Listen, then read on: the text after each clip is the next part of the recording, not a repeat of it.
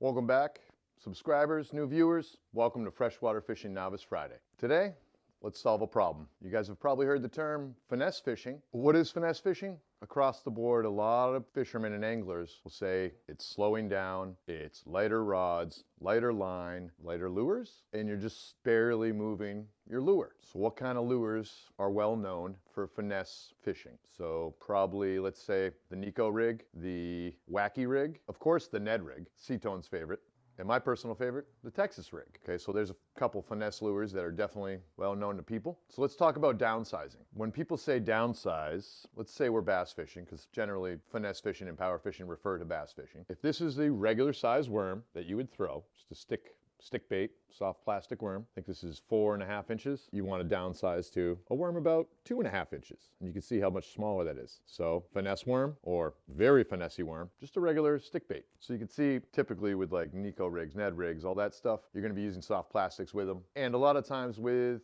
finesse fishing, you're going to be using soft plastics. The Ned rig, you know, it's basically a little jig with the worm, and the Texas rig is weighted on a wide gap hook, but you can use a full-size worm. It's still finesse fishing. I mean, you can still use that guy, but finesse fishing is typically going slow, which if you have ADD like me is kind of excruciating trying to do it. When would we want to do finesse fishing? Typically you're going to want to use a finesse fishing technique, according to better anglers than myself, when there's a cold front. So it goes from warm to cold real quick. It's going to mess the fish up. You're going to want to switch your presentation and slow down your lure presentation and go finesse. If you're at a body of water with a lot of heavy fishing pressure, you know, if everyone's power fishing and you start throwing a finesse bait, that's something the fish haven't seen or aren't used to, and you might be getting more fish than those guys power fishing. And it's kind of fun to drive people crazy while you're fishing next to them. The other time you want to use a finesse bait is in very, very clear water, because the fish get spooked easily. They get apprehensive. They have longer to look at your lure.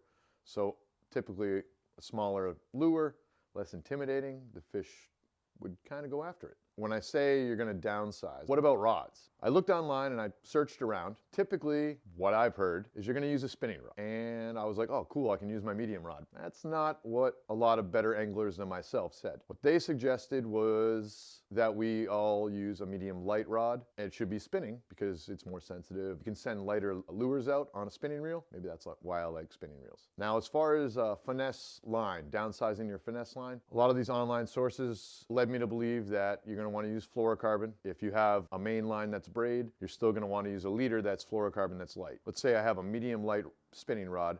I put 10-pound braid on there. For the line, most of the suggestions I saw online were saying 4 to 8 pound fluorocarbon for a leader, or all of your line would be 4 to 8 pounds. Now I saw a couple guys talking not so much in that 4-pound range. They were saying 6 to 8. Just so you know, 6 to 8 pound line fluorocarbon is probably what you're going to want to use for finesse fishing. Just the fish can't see it in the water. Humans can't see it in the water. It's more finessey. Also researching, I usually, on a medium light rod, I usually use a pretty small reel, like size 10 or 1,000. I don't think I have a size 20 or 2,000 reel on my medium light rod. What I heard a lot of these better anglers than myself say, some of these guys were professionals, like winning bass tournaments, they'd use like a 30 or a 3,000 reel. And I was like, Jesus, that's a lot of line. The pros probably know more than me. Just something to think about if you guys are trying to figure out how to get your setup going. I like a lighter reel so that everything's lighter. I'm not the pro. I'm freshwater fishing novice. All right, so if you guys learned anything about finesse fishing right here, now would be a good time to hit that subscribe button, make that bell turn from red to gray. You'll be notified of all future videos making us all become better anglers. But we're not quite done yet. Let's get back to ADD and fishing and not wanting to fish slow. You decided you're gonna try finesse fishing now. Moles, I don't want to go slow like that. I feel you on that. I have a hard time slowing down. A lot of times I'll cast and I'll just look at my phone for a second just to make me not concentrate and start reeling immediately. But if you don't want to do that, what we can do, we're going to downsize, because finessing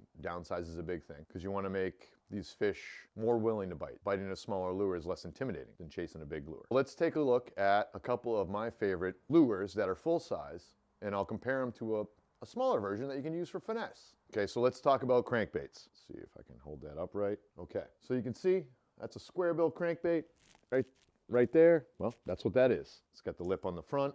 It's a constant retrieve and it kicks back and forth in the water. Is there another lure like this, but it's smaller? So if I hold these two together, you can see the size difference of this big crankbait and this very teeny one. So I can throw this on ultralight, light, or even medium light rod and do some power fishing in a finesse style. Like I can catch bluegill on this guy, no problem. Square bill crankbait, if you want to go finesse, not an issue. The lure is actually even cheaper. This lure became one of my favorites last year, maybe because I figured it out. It's the Spook. It's a walk the dog style lure. If you guys want to see a video on how to use this guy, I'll link that in the description below. The company is Heddon, and it's called the Spook. It's awesome, but you need a bigger rod to throw it, kind of a heavier rod. Of course, they make a smaller one. So let's take a look at that guy. So when you want to downsize and go to a medium light rod instead of this big guy, you can see that size difference. Also, there's only 2 trebles. I can throw this thing on a medium light rod, no problem, and get the right action so it's walking. You can hook smaller fish with it. It's more of a finessey thing. This little guy is also by Heddon, but this is the first walk the dog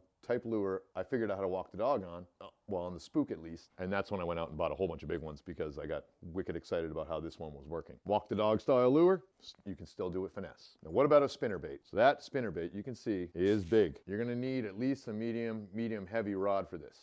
And you know I'm about to show you a smaller one. So you can see that difference. I can throw this on an ultralight rod, a medium light rod, a light rod, and you put like your little trailer on the back, same as the big one, the smaller trailer. So you can still power fish with smaller baits and still be finesse. So here's one. Usually see a lot of the bass guys throwing big jigs. Now, good news, they make small jigs. They make tube jigs. Actually, do I have a tube jig right here? They make a tube jig. There's of course that's another type of jig. That's the Ned rig, or the Ned jig head. If you want to throw something with a skirt that is a jig, check this little guy out. Just size comparison next to each other. Here's the big one. Look at that teeny one. You can see how small it is. Still got the hair, it's still got the hook, it's still got the weed guard, and you just put a little trailer on the back. You can throw that on a medium light rod. If you want to go jig fishing, finesse jig fishing. What about frogs? So typically hollow body frogs, about that size. You can see compared to my hand. So if I hold that like that, and then we look at this little dude. So you can see that huge difference in frog size. I mean, it looks like this frog could eat this frog. You could probably throw that on a medium light and not have a problem. I might put heavier line on that little frog just because you're frogging. So I'd probably go up to like 10-pound line, or maybe even braid, because they might not even see it. Nah, 10-pound line, fluorocarbon to braid probably for that little guy is what I would. If you've watched any of my other videos, you know I've talked about the Whopper Plopper before. It's a prop bait. It's got the prop on the back. That's a big guy. You need a medium or medium heavy rod. This little guy right here, you do not.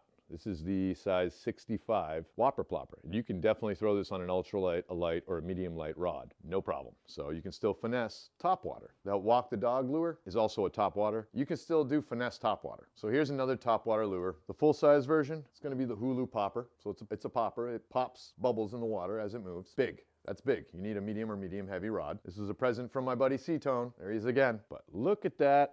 Look at that size difference. So you can see teeny guy, huge guy, medium heavy rod, ultralight, light, medium light rod, topwater, finesse. Did you guys like the fact that I showed you guys how you could use smaller lures but still power fish? If you did, you can always, I don't know, hit that like button. Let me know you enjoyed this information. Yeah, it's information. All right, new viewers, subscribers, freshwater fishing novices, new anglers and beginner fishermen, fisherwomen. You know, it's starting to warm up. I just got a message from one of my viewers down a little bit south of me. It's a state south. He said he caught some rock bass the other day. And I'm like, dang, dude, good for you. Awesome. Also, I guess the ice is off down there. Fishing videos are gonna start happening sooner than later. I want to say thank you to that viewer. Leave me the comment, man. That's awesome. Do you guys still have ice where you are? I mean, like me? I don't know. Let me know in the comments what state you're in and if your ice is off yet. I'm hoping I'll be fishing by the end of the month, or maybe well, yeah, we're already midway through the month. Thanks for watching Freshwater Fishing Novice Friday. This is the Freshwater Fishing Novice YouTube channel. My name is Molez, and I'm the Freshwater Fishing Novice. Hope you guys have a great weekend. I'll catch you next week.